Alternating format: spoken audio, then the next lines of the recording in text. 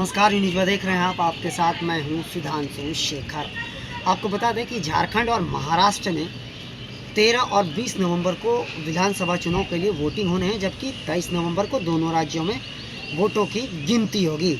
इससे पहले दोनों राज्यों में राजनीतिक सरगर्मी जोरों पर चल रही है। मैं आपको बता दूं कि राहुल गांधी लगातार झारखंड और महाराष्ट्र में चुनावी जनसभा को संबोधित कर रहे हैं और जनता से अलग अलग वादे कर रहे हैं। इसके इतर भारतीय जनता पार्टी के भी प्रधानमंत्री नरेंद्र मोदी समेत सभी दिग्गज नेता लगातार चुनावी प्रचार को संबोधित कर रहे हैं। उधर मैं बता दूं कि राहुल गांधी के एक बार फिर से खटाखट वाले बयान ने खलबली मचा दी है। जी हाँ, मैं आपको बता दूं कि राहुल गांधी ने महाराष्ट्र में सभा को संबोधित करते हुए एक बार फिर से जनता से खटाखट पैसे देने का वादा कर दिया है। आपको बता दूं कि यही खटाखट का मामला लोकसभा चुनाव के दौरान काफ़ी तेज़ी से उछला था।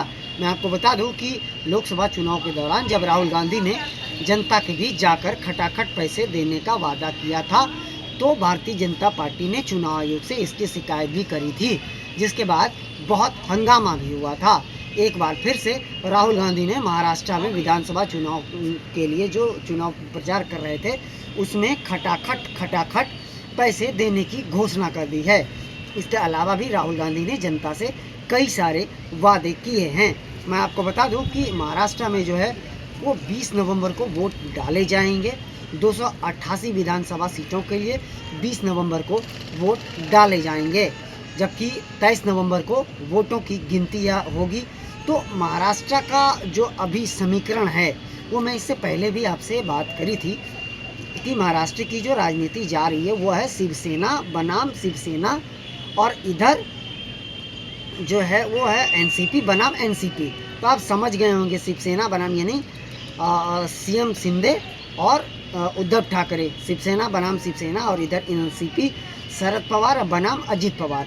इन चार ही दलों के बीच महाराष्ट्र में जो है वो टक्कर है, जबकि लगभग जो बताए जा रहे हैं 50 सीटों पर जो है दोनों इन चारों दलों के जो अपने नाराज नेता हैं, जो विरोधी नेता हैं, कह सकते हैं जो पार्टी से इन चारों पार्टियों से जो नाराज हैं खुद के नेता, उनके चक्कर में इन चारों दलों का लगभग 20 से 25 सीट पर जो है वो मामला बिगड़ सकता है। खासकर अगर बात करें तो शिवसेना की, तो निश्चित तौर पर शिवसेना के लिए ये बहुत बड़ी चिंता का विषय है।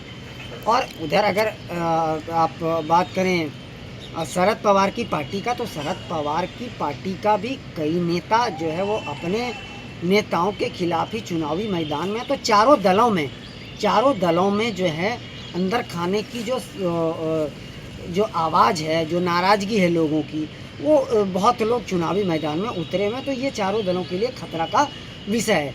मैं आपको बता दूं कि राहुल गांधी इससे पहले भी झारखंड में चुनावी जनसभा को संबोधित किया था उन्होंने, जिसमें उन्होंने महिलाओं को 3000 रुपया देने का वादा किया था। इसके अलावा भी उन्होंने 10 लाख लोगों को मेडिकल सुविधा, इसके अलावा कई सारे वादे किए थे, जिसके बाद भारतीय जनता पार्टी ने राहुल गांधी ने जो चुनावी वादे किए जनता को लेकर, उसके शिकायत भी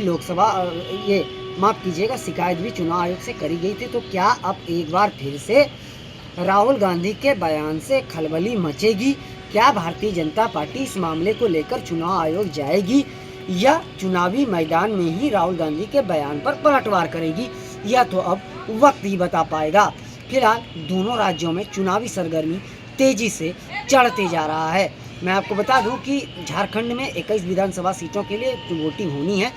पहले चरण के लिए 13 नवंबर को वोट डाले जाएंगे 43 विधानसभा सीटों पर, जबकि 20 नवंबर को 38 विधानसभा सीटों पर वोटिंग डाले जाएंगे। तो ये अभी चुनावी सरगर्मी में वादों का दौर जारी है। अब जनता को कौन से दल लुभा पाती है, कौन से पार्टी जो है अपने चुनावी घोषणा पत्र को समझाने में जनता को सफल हो पाती है, या तो अब 13 और 20 नवंबर को ही पता चल पाएगा। फिलहाल के लिए बस इतना ही। मुझे दीजिए इजाज़त, और आप हमारे चैनल को लाइक, शेयर और सब्सक्राइब अवश्य कीजिए, और हमारे चैनल को आप ज़रूर लाइक कीजिएगा, सब्सक्राइब कीजिएगा, और आप अपना बहुत ज़्यादा ख्याल रखिएगा। अभी तक के लिए बस इतना ही। मैं अलग अलग खबरों के साथ आपके साथ रूबरू होता रहूँगा। धन्यवाद।